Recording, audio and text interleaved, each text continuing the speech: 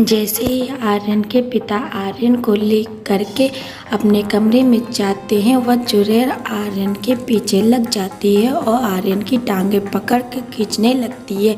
उसके बाद पिता आर्यन को मजबूती से पकड़ते हैं ताकि वह चुड़ैल आर्यन को छुड़ा ना पाए और जल्दी से भागते हुए अपने कमरे में आ जाते हैं, लेकिन वो साया आर्यन का पीछा नहीं छोड़ता है।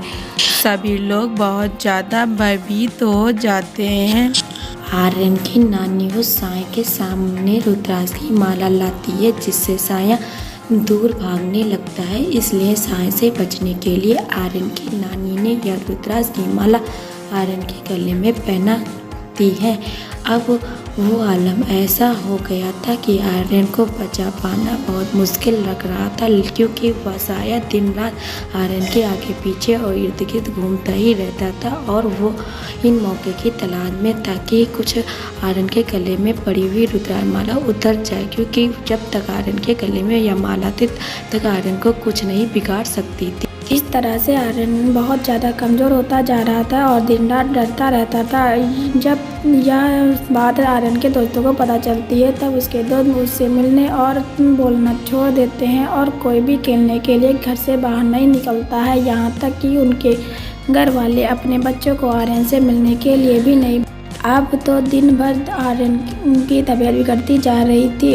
उस भूतनी का साया आर्यन को छोड़ ही नहीं रहा था। तभी पास के गांव में अम्मा रहती थी, जो भूत प्रेत उतारना जानती थी।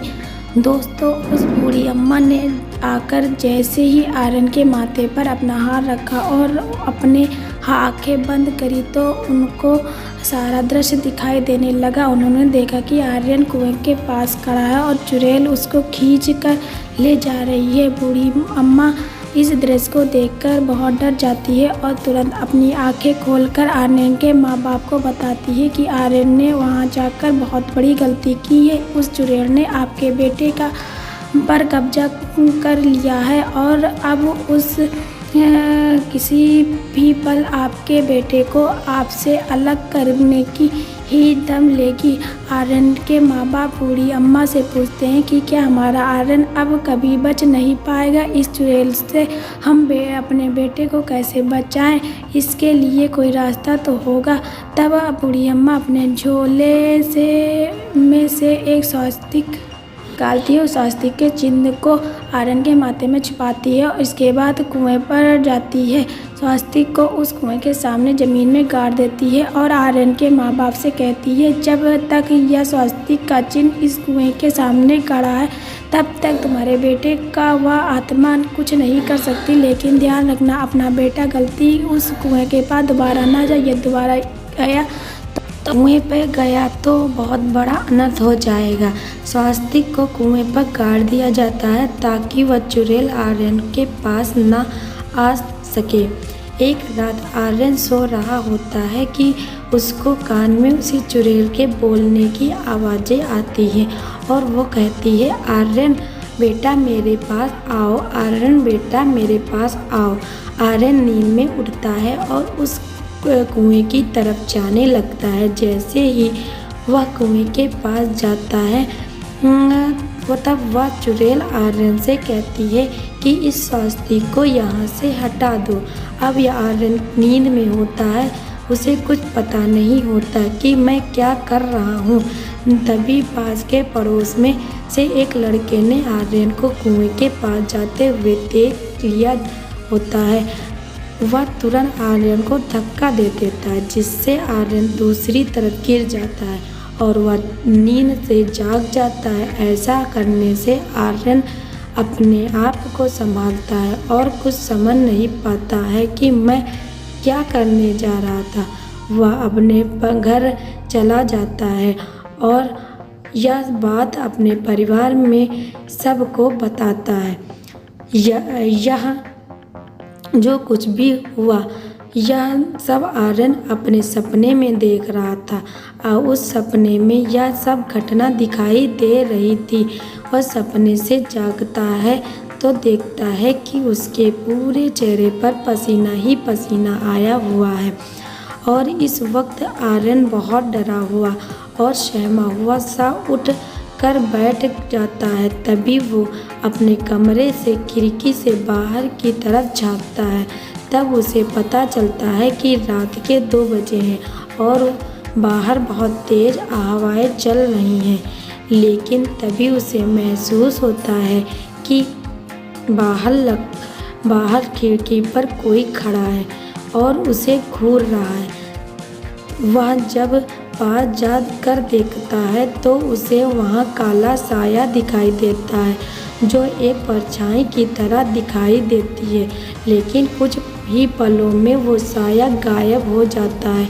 आर्यन चिल्लाता है और अपने मम्मी पापा के पास जाता है। लेकिन सुबह सब कुछ नॉर्मल होता है और आर्यन अभी भी डरा हुआ है। ऐसे में नानी यह सोच में पड़ जाती है कि स्वास्तिक के लगाने के बावजूद भी आर्यन को वह चुड़ैल कैसे दिखाई दे रही है। इसका पता लगाने के लिए वह उस कुएं के पास जाती है तो फिर वह वहाँ देखती है कि वहाँ पर कोई भी स्वास्तिक नहीं लगा हुआ। उसकी नानी यह सब कुछ देखती है और समझ जाती है कि स्वास्तिक के हटने की वजह से ही आर्यन को काली परछाई नजर आ रही है। वह बहुत डर रहा है। तभी उन्हें उस कुएं में से कुछ आवाज़ें सुनाई पड़ती है। इस राज का पता लगाने के लिए वो उस कुएं में जैसे ही झांकती है वह आत्मा नानी को कुएं में खींच लेती है और इस तरह से नानी जी की मौत हो जाती है। अगले दिन नानी जी की बॉडी को कुएं में से निकाला जाता है। जिस तरह से उनके सभी परिवार के सदस्य दुखी होते हैं। तभी वहाँ पर आकाशवाणी होती है। उस आकाशवाणी में उसी भूतनी का चेहरा नजर आता है और सबसे कहती है कि मैं इस गांव को इसी तबाह कर दूंगी। और इतना कहकर वह धुआं बनकर उस कुएं के अंदर समा जाती है। उस गांव के सभी लोग भयभीत होने लगते हैं।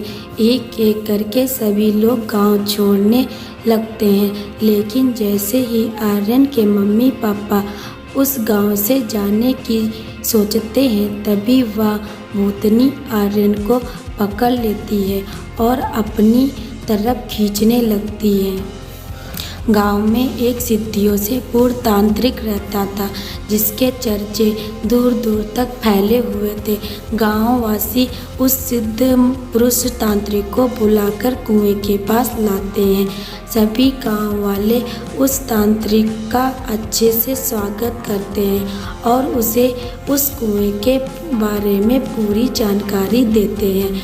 वह तांत्रिक कुएं के पास जाता है और अपनी दोनों आँखों को बंद करके शांत मन में चला जाता है। वह देखता है कि वह चुड़ैल प्रचंड शक्तियों से भरपूर हो चुकी है। यह किसी को भी मार सकती है। यह किसी को भी अपने कुएं की तरफ खींच सकती है। तभी तांत्रिक अपने झोले में से भभूति निकालता है और कुएं के अंदर डाल देता है।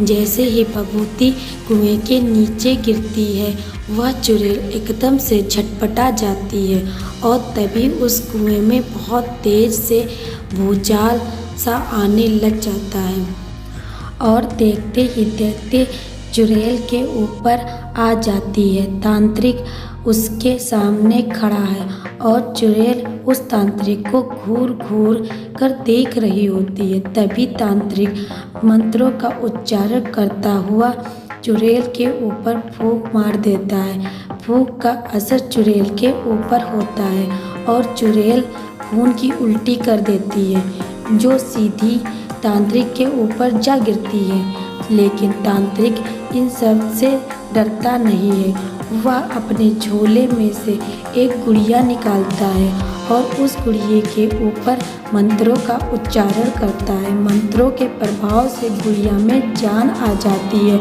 और देखते ही देखते चुड़ैल की ताकत कमज़ोर पड़ने लगती है। तांत्रिक गुड़िया के पूरे हिस्से में सुइयां चुभोने लगता है।